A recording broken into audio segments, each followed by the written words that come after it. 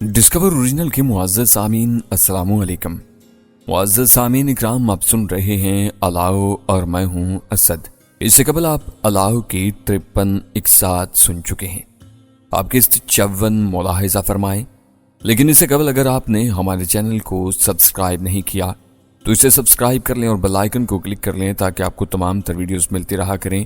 और साथ ही वीडियो को लाइक करें, शेयर करें और कमेंट्स बॉक्स में अपनी आरा से हमें ज़रूर मुतल्ला करें। आइए दास्तां का आगाज करते हैं। मुझे नहीं पता था कि ड्राइवर हमें किस जानिब लेकर जा रहा था। बख्तावर उसकी रहनुमाई कर रहा था। शहर से निकलते रेलवे लाइन पार की, फिर थोड़ा सफर करने के बाद नहर आ गई। हम नहर के साथ साथ चलने लगे, यहां तक कि नहर के दाएं जानिब इस कदर गहरे दरख्त आ गए जैसे जंगल का समा हो। मैंने वहां रुक जाने का इशारा किया। बख्तावर ने ड्राइवर को बाहर निकाल कर बांध दिया और मैं चौधरी आसिफ को बाहर निकाल कर एक दरख्त के नीचे ले आया। बख्तावर ने कार एक झाड़ी के साथ लगा दी थी। इस काम से फरागत के बाद मैंने इर्द गिर्द निगाह डाली। दूर नहर किनारे मुझे अपनी गाड़ी दिखाई देखी। मैं समझ गया कि वो सब मेरे कवर पर हैं। हाँ, अब बोलो, सब कुछ बताकर मरने से बचना चाहते हो या बिना बताए मरना पसंद करोगे? मैंने पिस्टल की नाल सीधी करते हुए कहा, देखो, तुम जो चाहते हो मैं वो करने को तैयार हूं। यहां तक कि तुम पूरी रोहे पर अपना इख्तियार चाहते हो तो मैं तुम्हारी राह में नहीं आऊंगा। फिरोजा तो एक मामूली बात है। उसने पहली बार समझदारी से बात की थी। देखो चौधरी, तुम्हारे मरने के बाद मुझे थोड़ी मुश्किल तो होगी, लेकिन मैं खुद भी रोहे पर काबिज हो सकता हूं।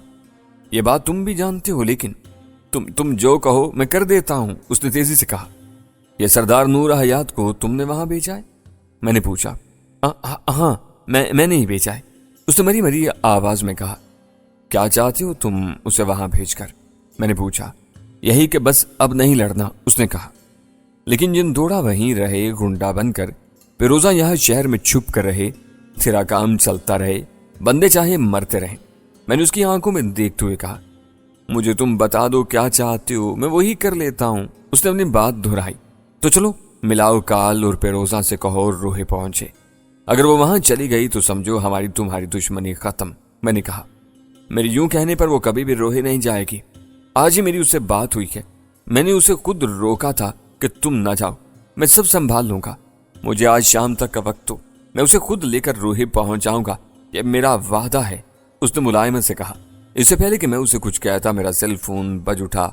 दूसरी जानिब चचा अब्दुल मजीद थे। मेरे हेलो कहते ही उन्होंने कहा, तुमने चौधरी आसिफ को अगवा किया है? इन्हें कैसे पता चला था? ये कोई हैरत अंगेज बात नहीं थी। किसी न किसी ने उन्हें बता दिया होगा, लेकिन जिस तरह और जिस लहजे में उन्होंने पूछा था ये मेरे लिए अचंभे की बात थी। इसलिए मैंने चौधरी आसिफ से जरा दूर जाकर काफी संभल कर कहा, जी मैंने ही उसे अगवा किया है। क्या करना है? उसे मारना चाहते हो? उन्होंने पूछा। हाँ, थोड़ा बहुत पूछ। मैंने कहना चाहा तो वो तेजी से बोले, नहीं उसे कुछ नहीं कहना, बस उसे छोड़ दो। ये क्या कह रहे हैं आप? वो तो मैंने कहना चाहा तो वो मेरी बात काटते बोले, जो मैं कह रहा हूं वो करो। उसके साथ जितनी जल्दी हो सके यहां से निकल जाओ। अगर तुमने जरा सा भी वक्त जाया किया तो पुलिस तुम्हें चारों तरफ से घेर लेगी, फिर तुम निकल नहीं सकोगे। मैं समझा नहीं, ये बंदा और पुलिस इतनी जल्दी? मैं चकरा कर रह गया था। सारी बातें बाद में पता चल जाएंगी, तुम इसे यहीं छोड़कर निकल जाओ। उन्होंने सख्त लहजे में कहा तो मैंने कहा, जी ठीक है। मैंने कहा ही था कि उन्होंने फोन बंद कर दिया। मेरे दिल में सख्त मलाल था। पहली बार मैं किसी बंदे को पकड़कर उसे मारना चाहता था कि मुझे रोक दिया गया। हालांकि इसके बारे में पता चला था कि वो जराइम की दुनिया से ताल्लुक रखता है। मैंने चौधरी आसिफ की तरफ देखा और पिस्टल की नाल उसके माथे पर रख दी। इसके चेहरे पर खौफ फैल गया। तभी मैंने कहा, तुम जानते हो कि एक लम्हा लगेगा और तुम इस दुनिया से पार हो जाओगे। मैं जब कह रहा हूं कि मैं ताउन करूंगा फिर भी तुम? उसने रूहान सा होते हुए कहा, चल ठीक है, मैं तुम्हें छोड़ रहा हूं, लेकिन चंद बातें। मैंने पिस्टल हटाते हुए कहा। बोलो, उसने तेजी से कहा। रात तक फिरोजा रोहे पहुंच जानी चाहिए और नूर हयात उधर का रुख ना करे। चिंदोड़ा से मैं खुद निमट लूंगा। मैंने कहा, खो जाएगा। उसने तेजी से कहा तो मैं पीछे हट गया। वो पेड़ के साथ लग कर बैठ गया। मैं पलटा और दूर खड़े बख्तावर को आवाज थी। वो मेरे करीब आया। मैंने उसकी तरफ देखकर कहा, चल निकल, इसने वादा कर लिया है, अगर ये अपने वादे से फिर आ तो दोबारा देख लेंगे। यार मार इसे, बख्तावर ने भुनाए हुए लहजे में कहा। नहीं, अब वादा कर लिया है, मैंने कहा और चौधरी आसिफ की कार की जानिब बढ़ गया। मैं चाहता था कि इसकी कार कहीं करीब ही छोड़कर अपने साथियों के साथ वापस निकल जाऊंगा। मैं भी कार के पास पहुंचा ही था कि इसी लम्हे आफताब की कॉल आ गई। मैंने कॉल रिसीव करते हुए हेलो कहा तो वो तेज से बोला, अली निकलो, पुलिस की भारी नफरी। किस तरफ से? मैंने पूछा। या मेरी तरफ से? उसने तेजी से कहा। तुम लोग बचकर रोही पहुंचाओ, हम भी आने की कोशिश करते हैं। मैंने कहा ठीक है।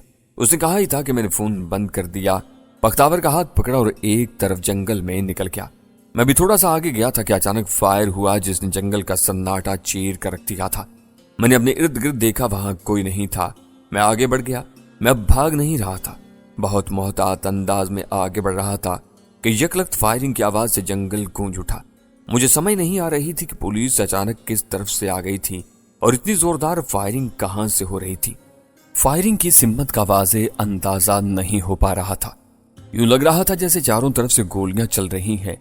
बख्तावर ने हाथ छुड़ा लिया था, इसे भागने में दिक्कत हो रही थी। मैं उसका हाथ छोड़कर अंधाधुंध भागता चला जा रहा था। मेरे पीछे बख्तावर भी इतनी ही तेजी से आ रहा था। इन्हीं दरख्तों के एक घने झुंड के दरमियान कच्चे कमरों के कुछ खंडरात दिखाई दिए। इन कमरों के आगे सहन था और छोटी छोटी चार दीवारी गिरी हुई थी। मुमकिन है वहां कभी किसी की रहाइश रही हो, लेकिन इस वक्त इन कमरों की हालत मखदूश थी। मैंने एक लम्हे को सोचा और इन खंडरात की टूटी फूटी दीवार के साथ लगकर खड़ा हो गया। चंद लम्हों बाद बख्तावर भी मेरे पास आ गया था। मेरी तरह उसका सांस भी तेज था। फायरिंग अब काफी हद तक कम हो चुकी थी। इक्का दुक्का फायर हो रहे थे। ये फायरिंग कहां से हो रही है? बख्तावर ने तेज सांसों के दरमियान पूछा तो मैंने मुस्कुराते हुए कहा, यही तो मैं अंदाजा लगाने की कोशिश कर रहा हूं। गौर से सुनो, ये फायरिंग कहां से हो रही है? मैंने कहा तो वो जरा सा सर झुकाकर अंदाजा लगाने लगा। मैंने भी गौर किया तो ये फायरिंग नहर की तरफ से हो रही थी, जहां हमारे दोस्त मौजूद थे।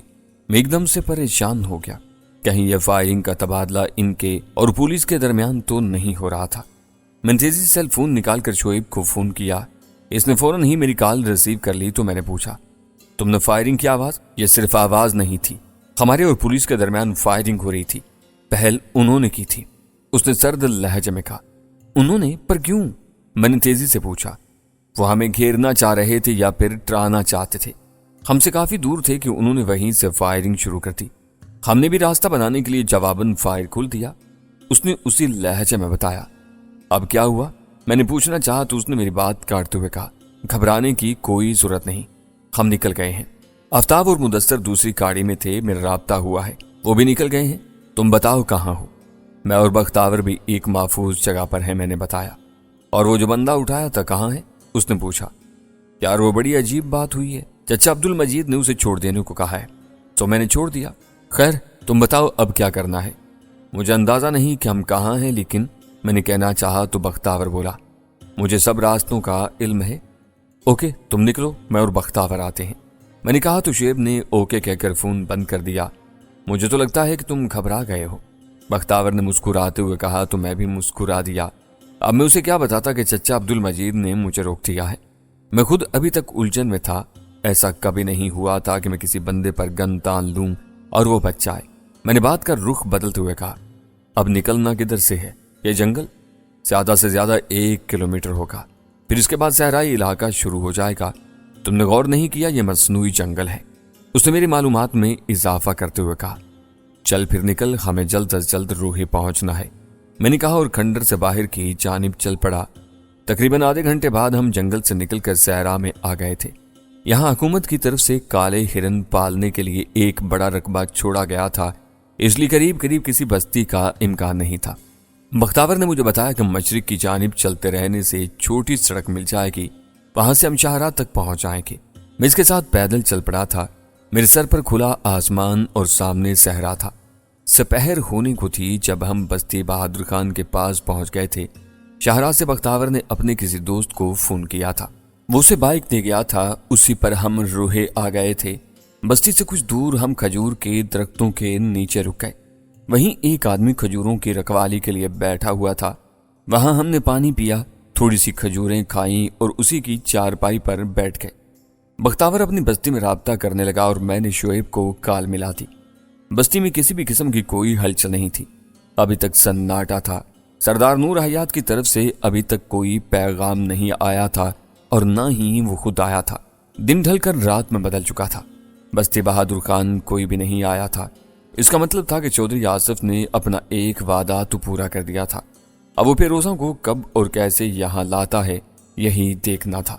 مجھے نہیں یقین تھا کہ چودھری آصف آج رات ہی اسے یہاں بھیج سکے گا۔ میں جانتا تھا کہ وہ فوراً سمجھ جائے گی۔ پیروزوں کو یہ پورا یقین تھا کہ وہ جب بھی یہاں آئی ماری جائے گی۔ میری اور اس کی دشمنی کوئی ایک دن کی بات تو نہیں تھی۔ وہ اچھی طرح جانتی تھی کہ میں نے میرن شاہ کو اس نفرت سے کیوں قتل کیا تھا۔ میں گوپے میں بیٹھا اسی بارے میں سوچ رہا تھا کہ ایسے میں بختاور میرے پاس آ گیا۔ وہ چارپائی پر بیٹھ کر تشویش زدہ لہجے میں بولا، سردار نور آیا تو نہیں آیا؟ چودھری نے یہ وعدہ تو پورا کر لیا، لیکن پیروزہ نہیں آئے گی، یہ مجھے یقین ہو گیا ہے۔ کیسے ہوا یہ یقین؟ میں نے پوچھا۔ ابھی مجھے بستی چراغ شاہ سے ساول نے فون کیا ہے۔ وہ بتا رہا تھا کہ پیروزہ کے گھر والے ڈیرے پر جیسے کوئی فوج جمع ہو رہی ہے، وہاں پر نہ جانے کتنی گاڑیاں آ گئی ہیں، کتنے لوگ آ گئے ہیں۔ ساول کہا ہے؟ میں نے تشویش سے پوچھا۔ میں نے اسے کہا ہے کہ فوراً وہاں سے نکل آئے، ممکن ہے وہ لوگ اسے نقصان پہنچائے۔ وہ آتا ہی ہوگا، ہاں اسے آ جانا چاہیے۔ میں نے خود کلامی کے سے انداز میں کہا۔ میرا گمان ٹھیک تھا کہ پیروزہ نہیں آئے گی۔ شاید چودھری آصف نے اسے روہی میں بھیجنا چاہا ہوگا، اور وہ اتنی بے وقوف نہیں تھی کہ حالات کو سمجھ نہ سکتی۔ اس نے حالات کو سمجھا اور بجائے سمجھوتے کے لیے کوئی راہ نکالنے کے مقابلے کو ترجیح دے دی تھی۔ اتنی تعداد میں لوگوں کو اکٹھا کر لینے کا مقصد جنگ کے سوا اور کیا ہو سکتا تھا؟ ایک دوسری سوچ بھی میرے دماغ میں آنے لگی تھی۔ پیروزہ نے روہی میں آنے کا فیصلہ کر لیا ہوگا، جس کی وجہ سے اس نے اتنے زیادہ لوگ بھیج دیے تھے۔ ایسی صورت میں بھی سوائے ٹکراؤ کے اور کچھ نہیں ہو سکتا تھا۔ میرے لیے دونوں صورتوں ہی میں جنگ تھی۔ مجھے بہرحال پیروزہ سے انتقام لینا تھا، وہ چاہے اپنے ارد گرد جتنے مرضی حصار باندھ لی تھی۔ ابھی تک ساول بستی نہیں پہنچا تھا، شعیب لوگ بھی اپنے اپنے ٹھکانوں پر تھے۔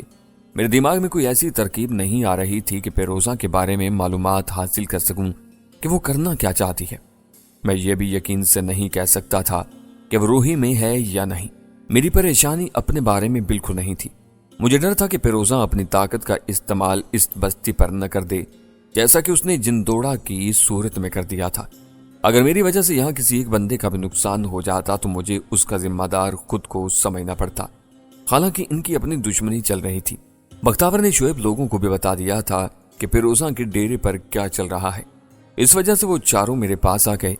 کچھ دیر خاموش بیٹھے رہنے کے بعد شعیب نے کہا، یار اصل مسئلہ کیا ہے؟ یہی نا کہ پیروزہ کو ٹھکانے لگانا ہے، تو چلتے ہیں واپس بہاولپور۔ اور ایسا ہوتا تو میں کب کا اسے ٹھکانے لگا چکا ہوتا۔ میں ان کی حاکمیت اسی روحی سے ختم کرنا چاہتا ہوں تاکہ سب کو پتہ چل جائے۔ میں نے جذباتی لہجے میں کہا، تو پھر اسے اٹھا کر یہاں لے آتے ہیں؟ ہم نے آصف چودھری پر یوں ہی وقت ضائع کر دیا، سیدھے پیروزہ کو یہاں لے آتے۔ اس نے میری طرف دیکھتے ہوئے کہا، میں نہیں چاہتا کہ وہ مظلوم بنے، لوگوں کو یہی پتہ چلنا چاہیے کہ وہ ظالم تھی اور اس کی سزا ملی ہے۔ میں نے کہا تو مدثر بولا، انتظار کرتے ہیں، کسی بھی طرح کی اگر کوئی چھیڑخانی انہوں نے کی تو پھر معافی نہیں دیں گے۔ ہاں ایسا ہو سکتا ہے، وہ اتنے بندے دکھا کر ہمیں ڈرانا چاہتی ہے۔ آصف نے مسکراتے ہوئے کہا تو میں نے اس کی طرف دیکھا اور پھر بڑے سکون سے کہا، تم لوگ اس کی فطرت سے واقف نہیں ہو۔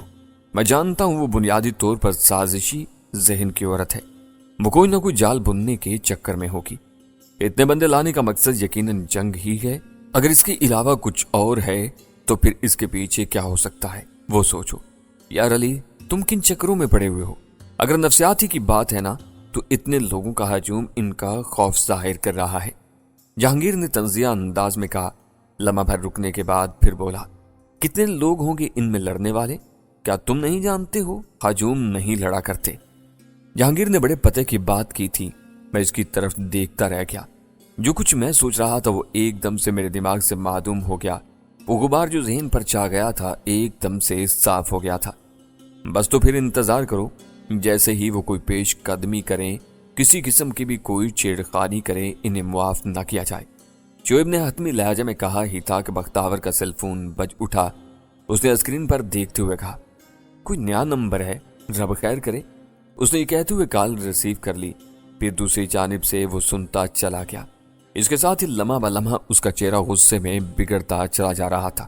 اچانک اس نے دھاڑتے ہوئے کہا، اوئے اگر اسے کچھ ہوا نا یا اسے خراج تک بھی آئی تو میں تیری ہستی مٹا کر رکھ دوں گا۔ یہ لفظ سنتے ہی میں بھی پوری طرح اس کی طرف متوجہ ہو گیا تھا۔ کال بند ہو گئی۔ اس نے فون کان سے ہٹایا تو میں نے پوچھا کیا ہوا؟ چندوڑا نے اپنے ساول کو اغوا کر لیا ہے، کہہ رہا ہے کہ اگر ہمت ہے تو مجھ سے لے کر دکھاؤ۔ یہ بات سنتے ہی ایک دم سے سناٹا چھا گیا۔ وہی ہوا تھا جو چند لمحے پہلے میرے ذہن میں آیا تھا۔ انہوں نے وار کر دیا تھا، اس سے یہ تو پوچھنا تھا کہ کہاں ہے وہ؟ جندوڑا کے ڈیرے پر، اس نے ہولے سے کہا۔ اس نے بہت سوچ سمجھ کر ہمیں للکارا ہے، وہ ہمارا انتظار کر رہا ہوگا۔ کیا خیال ہے؟ میں نے سب کی طرف دیکھتے ہوئے کہا۔ اس میں خیال ہونے یا نہ ہونے کی کیا بات ہے؟ ساول کو لانا ہے تو بس لانا ہے، اس نے للکارا ہے تو اسے جواب دینا تو بنتا ہی ہے۔ شعیب نے میری طرف دیکھتے ہوئے کہا۔ تو چلو پھر، میں نے کہا اور اٹھ کھڑا ہوا۔ تھوڑی دیر بعد ہم نے ایک پلان بنایا اور سب کے سب تیار ہو کر 2 گاڑیوں میں بیٹھے بستی بہادر خان سے باہر نکل رہے تھے۔ ہمارے ساتھ کچھ دوسرے نوجوان بھی آنا چاہ رہے تھے، لیکن ہم نے سب کو روک دیا۔ میں نے ان سے یہی کہا تھا کہ وہ بالکل ہوشیار ہو کر اپنی بستی کی حفاظت کریں، ہمیں اپنا کام کرنے دیں۔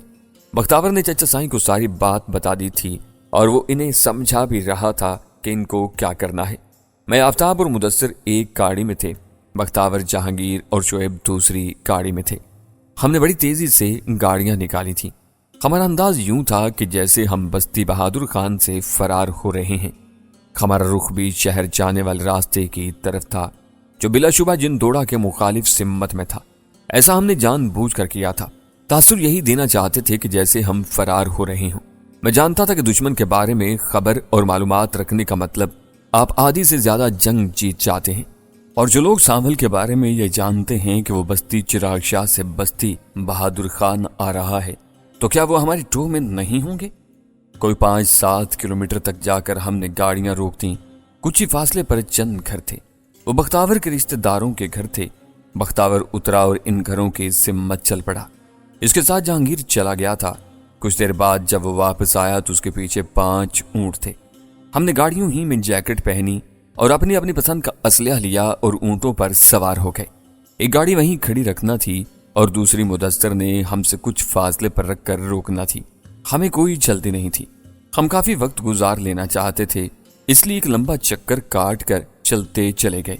ہم نے راستے میں ایک ٹیلے پر بیٹھ کر کافی دیر تک وقت گزارا تھا۔ جندوڑا کے ڈیرے سے کوئی 2-2.5 کلومیٹر کے فاصلے پر جب ہم پہنچے تو رات کا آخری پہر شروع ہونے کو تھا۔ اس وقت ہر طرف سناٹا چھا گیا تھا جب ہم 5 جندوڑا کے ڈیرے کی جانب چل دیے۔ ڈیرے میں ایک بلب روشن تھا جو ایک بانس کے ساتھ بندھا ہوا تھا۔ اس کی روشنی ڈیرے کے باہر کی جانب پھیل رہی تھی۔ وہ بلب اتنا طاقتور نہیں تھا کہ اس کی روشنی دور تک جاتی، وہ ڈیرے کی 4 دیواری سے کوئی 5-10 فٹ کے فاصلے کو روشن کر رہی تھی۔ بلا شبہ وہ کسی بیٹری پر لگایا ہوا تھا، ورنہ جنریٹر ہوتا تو اس کی آواز آ رہی ہوتی۔ تھوڑے سے فاصلے پر پہنچ کر ہم اونٹوں سے اتر آئے۔ ہم نے ایک دوسرے سے رابطے کے لیے ریسیور سیٹ کر لیے تھے۔ تبھی میں نے 4 دیواری کے ساتھ جہاں اندھیرا تھا اشارہ کرتے ہوئے کہا، میں اس طرف سے دیکھتا ہوں۔ میں نے اپنا پسٹل ہاتھ میں لیا اور تیزی سے محتاط انداز میں آگے بڑھنے لگا۔ میں لمحہ بلمحہ 4 دیواری کے قریب ہوتا جا رہا تھا۔ مجھے صرف ایک ہی ڈر تھا کہ ڈیرے کے کچے کمروں کی چھت پر کوئی موجود نہ ہو۔ اگر کوئی وہاں ہوا تو وہ مجھے آسانی سے نشانہ بنا سکتا تھا۔ وہ تھوڑا سا فاصلہ میں نے انتہائی تیزی سے پار کیا اور کچی 4 دیواری کے ساتھ جا لگا۔ میں نے اپنے دوستوں کو بتا دیا تھا کہ میں 4 دیواری تک پہنچ چکا ہوں۔ وہ دیوار کوئی 10 فٹ کی تھی، پرانی ہونے کے باعث اس میں تھوڑی تھوڑی درزیں تھیں۔ میں ان میں انگلیاں پھنساتا ہوا اوپر چڑھنے لگا۔ اندر کا ماحول ویسا ہی تھا جو ڈیروں کا ہوتا ہے۔ ڈیرے کے صحن میں کئی چارپائیوں پر لوگ سوئے ہوئے تھے، ممکن ہے ان میں سے کوئی جاگ بھی رہا ہو۔ سامنے کی دیوار کے ساتھ مویشی بیٹھے ہوئے تھے۔ برآمدے میں ایک چھوٹا سا بلب روشن تھا، وہاں چند چارپائیاں پڑی ہوئی تھیں جن پر کچھ لوگ لیٹے ہوئے تھے اور کچھ جاگ رہے تھے۔ اچانک مجھے یوں لگا جیسے میرا پاؤں کسی نے کھینچا ہو۔ میں نے فوراً اپنا پاؤں اوپر کیا تو ایک کتا میرے پاؤں کے ساتھ لٹکا ہوا تھا۔ یہ تو شکر ہوا میرے لانگ بوٹ تھے جو میں عام طور پر پہنتا تھا، ورنہ وہ میرا پاؤں چیر دیتا۔ وہ ان کتوں میں سے تھا جو بھونکتے نہیں بلکہ سیدھا شکار کو دبوچتے ہیں۔ میرے پاؤں کو جھٹکا تو وہ نیچے گر پڑا۔ تبھی وہ زوردار آواز میں بھونکا۔ وہاں کے مکین کتے کو جانتے تھے، وہ اسی لمحے یوں الرٹ ہوئے جیسے انہیں کرنٹ لگ گیا ہو۔ اس وقت تک میں کچے کمروں کی چھت پر پہنچ چکا تھا۔